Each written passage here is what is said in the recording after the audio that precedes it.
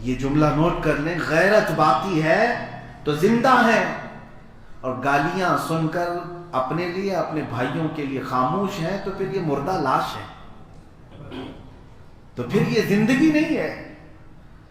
زندگی جس کے اندر موجود ہوتی ہے، جس کے رگوں میں خون دوڑ رہا ہے۔ میں آپ سے پوچھنا چاہتا ہوں کہ آپ کے گھر کے لیے آپ کا اتنا خیال ہوتا ہے کہ اگر آپ کے گھر کے اندر کوئی نظر بھی ڈال دے، عورتیں ہوتی ہیں، یا آپ کی عورت کی طرف کوئی ہاتھ بھی بڑھائے تو آپ کے اندر غیرت ہوگی تو آپ جواب دے دیتے ہیں اور اس سے لڑ پڑتے ہیں۔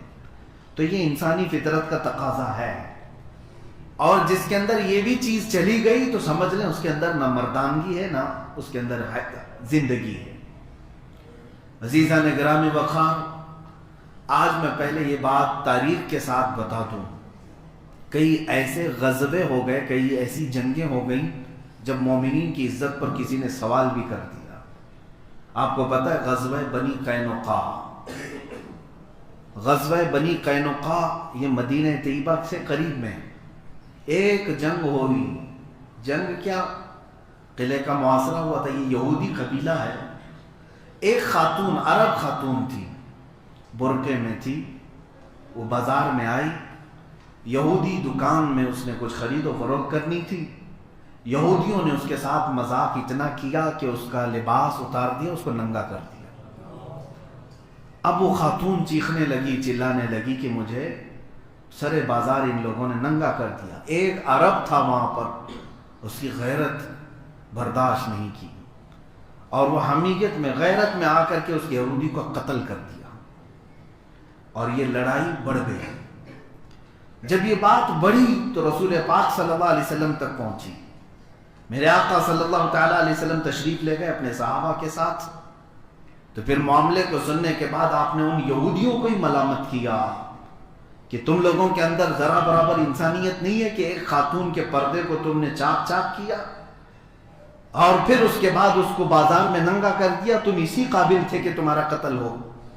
یہودی بھڑک گئے اور کہا محمد صلی اللہ علیہ وسلم، بدر میں آپ جیت گئے تو آپ کے اندر غرور آ گیا، وہ مکہ والے تھے، وہ عرب تھے، بدو تھے، ہم یہودی ہیں، ہمارے ساتھ آپ لڑنے کی کوشش نہ کریں۔ یہ یہودیوں کے ساتھ پہلی مرتبہ ہو رہا تھا، اور حضور اکرم صلی اللہ تعالیٰ علیہ وسلم کو اس نے بار بار اس طرح کے جملے کہے۔ صحابہ اکرام حضور اکرم صلی اللہ علیہ وسلم پر جو جان نچھاور کرتے تھے کھڑے ہو گئے، کہا آقا ہمیں اجازت دے دیں، ہم انہیں بتاتے ہیں کہ محمد عربی کے غلام کون ہوتے ہیں۔ جب کبھی کسی خاتون کی عزت پر بھی ہاتھ اٹھے تو رسول پاک صلی اللہ علیہ وسلم کے دیوانے آ گئے۔ مدینہ طیبہ سے یہ سارے صحابہ نکل کر کے آئے، اور وہی بنی قینقاع کا جو قلعہ تھا اس کا محاصرہ کیا۔ وہ جو چند دن پہلے بڑی ڈینگیں مار رہے تھے یہودی کہ ہم سے لڑنے کی بات نہ کریں، ہم ایسے کر دیں گے ویسے کر دیں گے، وہ قلعے کے اندر چھپ کر کے بیٹھ گئے، ایسے چھپ گئے کہ ان کا کھانا پانی تک بند ہو گیا۔ 17 دن تک رسول پاک صلی اللہ علیہ وسلم اور ان کے صحابہ محاصرہ کیے رہے۔ یہودیوں کی ایک عادت میں آپ کو بتا دوں، یہ سامنے سے کبھی لڑ نہیں سکتے، یہ کبھی لڑ نہیں سکتے، یہ قوم بزدل ہے ہمیشہ سے۔ آج بھی یہی حرکتیں ان کی ہیں، پوری دنیا کو لڑا کر کے رکھا، لیکن خود میدان میں کبھی نہیں آتے، سازشوں کے جال بچھاتے ہیں اور بڑے بڑے دعوے کرتے ہیں اور ڈرانے کی باتیں بھی کرتے ہیں کہ ہمارے پاس اتنی طاقت ہے، ہمارے پاس وہ طاقتیں ہیں، لیکن اگر ان کا مقابلہ چھوٹے مسلمانوں سے بھی ہو جائے تو یہ میدان چھوڑ کر فرار ہوتے ہیں۔ ان کی تاریخ رہی ہے۔ رسول پاک صلی اللہ تعالیٰ علیہ وسلم کا سامنا نہیں کر سکے، اور 17 دن کے بعد یہ غزوہ فتح سے ہمکنار ہوا۔ میں آپ کو صرف اس غزوے کی تاریخ اس لیے بتایا، یہ 2 ہجری کا ہی واقعہ ہے۔ حضور اکرم صلی اللہ تعالیٰ علیہ وسلم ہجرت کر کے مدینہ طیبہ تشریف لے گئے تو اللہ کے حبیب صلی اللہ تعالیٰ علیہ وسلم کا ایک قانون تھا کہ کوئی کسی خاتون کی طرف نظر نہ اٹھائے، کوئی کسی خاتون کی طرف جبرن ہاتھ نہ اٹھائے۔ اور جب ان یہودیوں نے عرب خاتون کے ساتھ ایسا کیا تو رسول پاک صلی اللہ علیہ وسلم جنگ کے لیے تشریف لے آئے، حالانکہ وہ یہودیوں کے ساتھ حضور صلی اللہ علیہ وسلم کا معاہدہ چل رہا تھا۔ کہ تم ہمارے ساتھ نہیں لڑو گے، ہم تمہارے ساتھ نہیں لڑیں گے۔ یہودیوں نے جب وہ یہ معاہدہ توڑا تو ان کے ساتھ جنگ بھی ہوئی۔ اتنا ہی نہیں، میں آپ کو بتاؤں غیرت کسے کہتے ہیں۔ غیرت کا لفظ جو میں استعمال کر رہا ہوں کیا ہے؟ غیرت ایک ایسی چیز ہے کہ برداشت نہ کریں غلط بات کو، غلط بات کو نہ برداشت کرنے کا نام غیرت ہے۔ اب یہ کتنے لوگوں کے اندر زندہ ہے ابھی یہ پتہ نہیں ہے۔ اور یہ بھی میں آپ کو بتا دوں، ایمان بھی جس کے اندر ہے اس کی بھی یہی علامت بتائی گئی۔ آپ کے اندر ایمان کتنا باقی ہے کیسے ناپ کر بتائیں گے آپ؟ کوئی تھرمامیٹر ہے آپ کے پاس؟ دودھ کو ناپ سکتے ہیں، چاول گھی کو ناپ سکتے ہیں، ایمان کو کیسے ناپیں گے آپ کتنا ہے؟ ابھی ہمارے سے میں آپ کو ایک تھرمامیٹر بتاتا ہوں، حدیث رسول صلی اللہ علیہ وسلم، اللہ کے نبی صلی اللہ تعالی علیہ وسلم ارشاد فرماتے ہیں من رأى منکم منکرا فلیغیرہ بیدہ ومن لم یستطع فبلسانہ ومن لم یستطع فبقلبہ وذلک اضعف الایمان او کما قال رسول اللہ صلی اللہ علیہ وسلم۔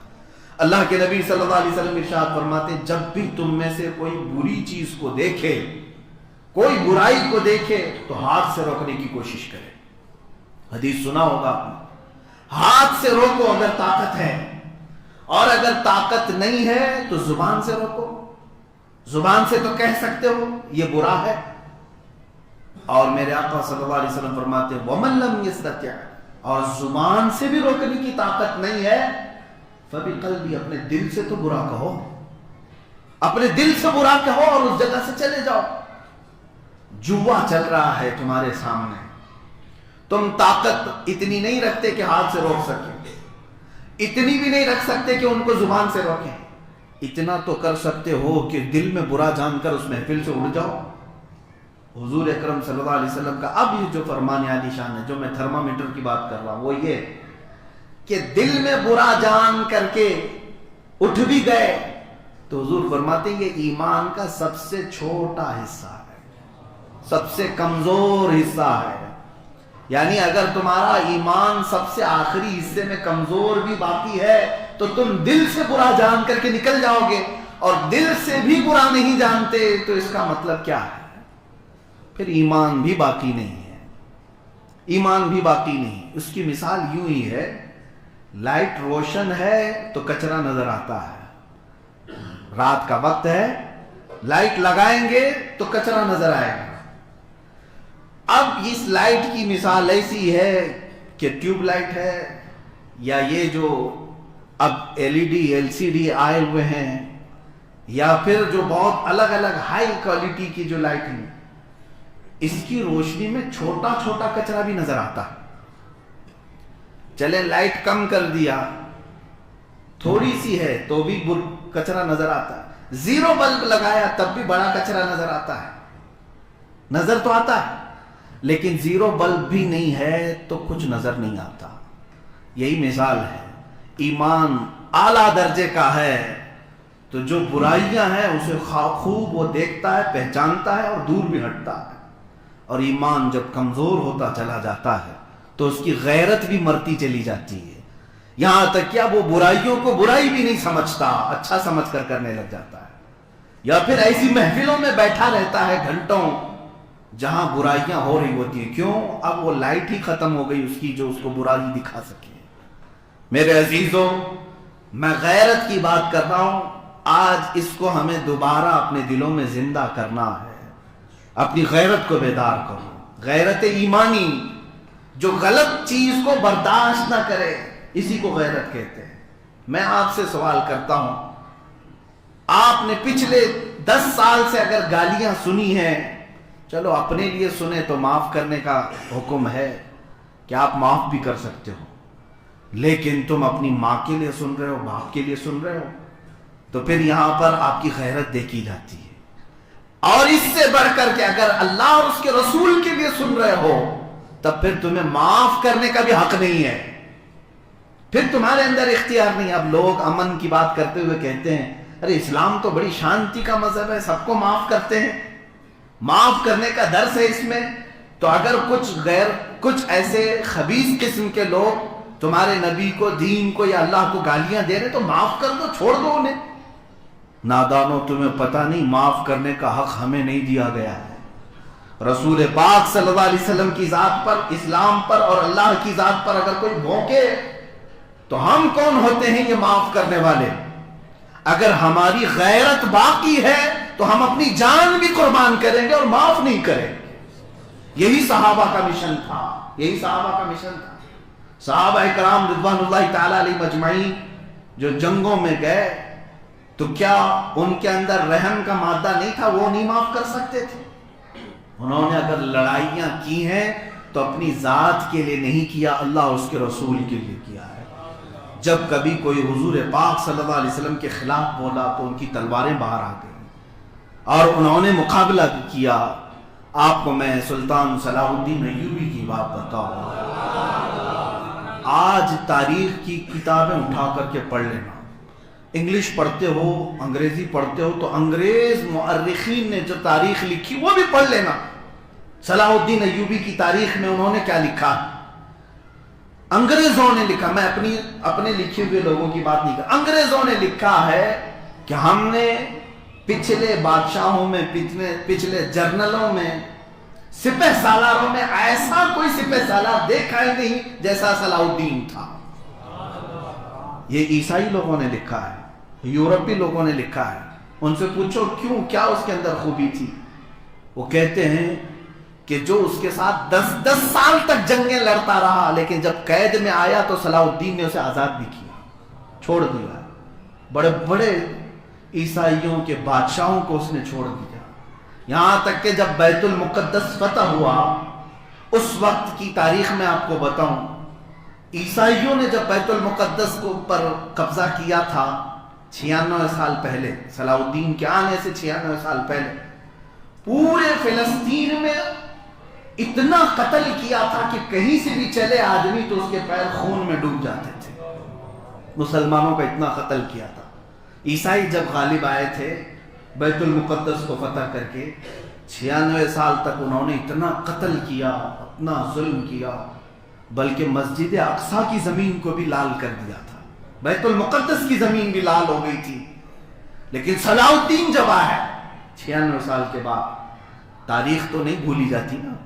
हमारे बच्चों को तुमने कत्ल किया था, हमारे बड़ों को मारा था, सब कुछ देखा। लेकिन सलाहुद्दीन अय्यूबी जब बैतुल मुकद्दस पर गालिब आए और बैतुल मुकद्दस को फतह किया तो ऐलान पूरे बैतुल मुकद्दस की दीवारों से ये किया गया था कि जो रहना चाहे वो खुशी से रहे और जो जाना चाहे वो अमन के साथ चला जाए। किसी का कत्ल नहीं किया जाए।